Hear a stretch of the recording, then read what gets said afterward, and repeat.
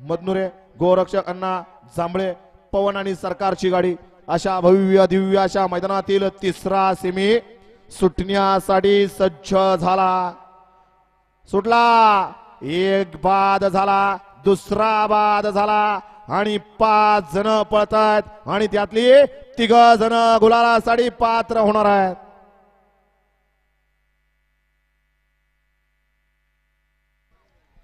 अतिशय सुंदर आणि सणीच निर्वाद वर्चस्व। आपण निकाल सनील शेठ कागद घेऊन जाणी हो, निकाल आणून द्या पडदेशी।